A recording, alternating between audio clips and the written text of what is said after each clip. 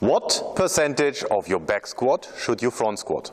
Today we talk about what percentage of your back squat should you front squat, so the back squat to front squat ratio. We also talk about why not only the back squat to front squat ratio is important, but also the front squat to back squat ratio. Slight difference, but important, as well as important considerations I haven't heard a lot of people talk about when we talk about the back squat to front squat ratio.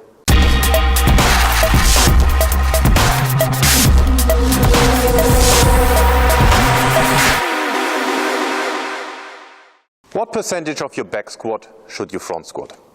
Well, if you look in the literature or on popular websites, you'll find the ratio will be somewhere around 85%, 80 to 85%. Charles Poliquin goes down to 70 to 85%. So it's a bit of a range. For myself, with my athletes, I have found that the range is somewhere between 80 to 90, including exceptions to the rule. I actually had people who could do more than 90% of their back squat 1RM in the front squat. Again, so it's a range, right? It's somewhere between 80 to 90%. And again, there are exceptions to the rule, but most athletes fall within that 80 to 90% range.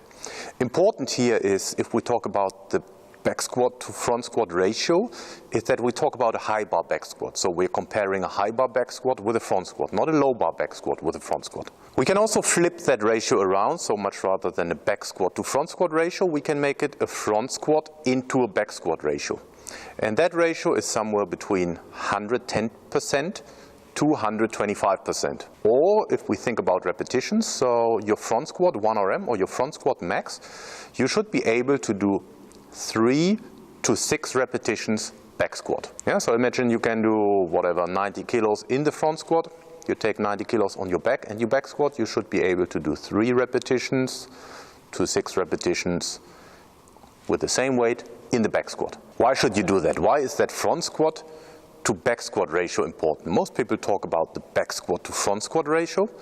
So the front squat to back squat ratio for us is important, for me and my athletes, since when our athletes start training with me, starting to lift weight, we start with the front squat and the overhead squat. We introduce the back squat at a later stage. I've outlined in previous videos that I believe that the front squat as well as the overhead squat teaches better squatting mechanics, as well as it allows for less compensatory movements. Yeah? So in the back squat, for example, there's always the chance that in the bottom position you kind of rise a little bit with your hip. Yeah? If you do that too often, you basically teach yourself a wrong squatting pattern or a wrong movement pattern. That's why we use the front squat. It forces you into a better position and to maintain that position. Yeah? More of an upright torso, as well as maintaining the torso angle when squatting. And generally speaking, my athletes, they do, when they start out, they do for around 12 months, they do overhead squats and front squats, and then we move on to and introduce the back squat.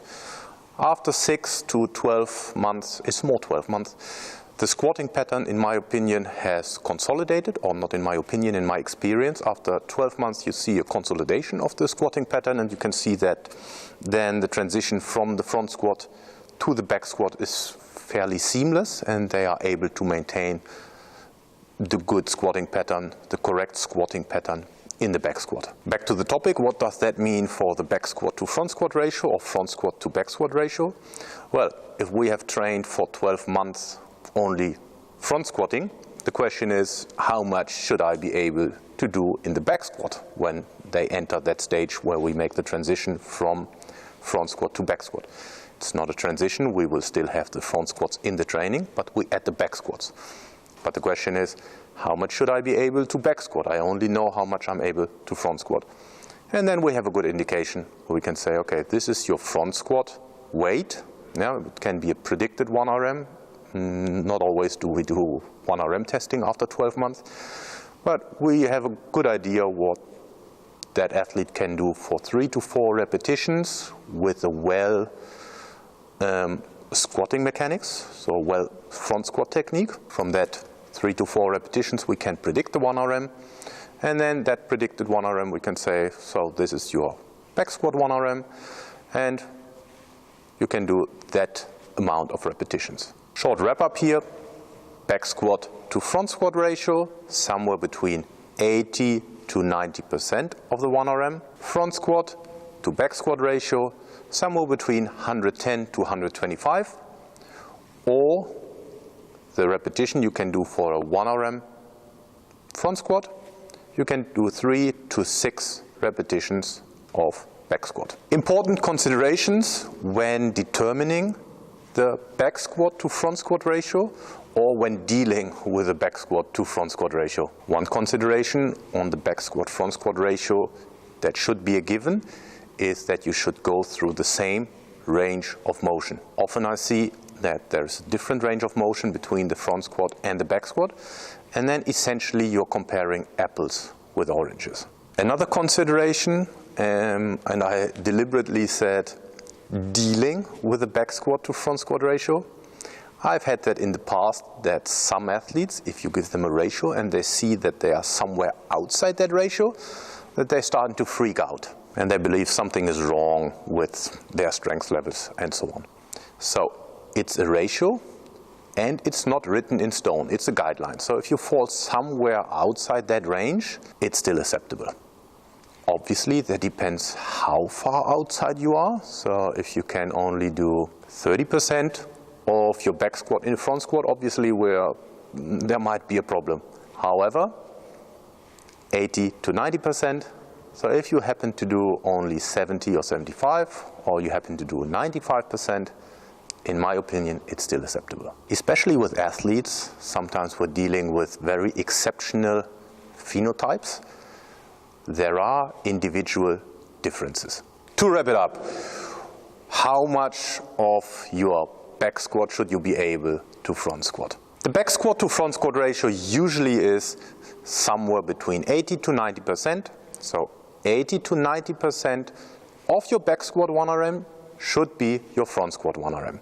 You can also flip it around and say, if I can do 3 repetitions in the back squat with that given weight, you take 80 to 90%, and you should also be able to do 3 repetitions with that new percentage, new weight in the front squat. The front squat to back squat ratio, 110 to 125%. So if your front squat 1 RM is 100 kilos, let's say, to make it easy for myself, the back squat 1 RM should be 110 to 125. Or the weight you can do for 1 repetition in the front squat, you should be able to do 3 to 6 repetitions in the back squat. When comparing the front squat and back squat, the back squat to front squat ratio, make sure you go through the same range of motion. If in one of these 2 squat variations the range of motion is different, you're actually comparing apples with oranges. And also make sure you're not getting married to these numbers. As I've outlined in the video, there are individual differences. This is the range, which is not written in stone. If you're a little bit outside that range, it's still acceptable.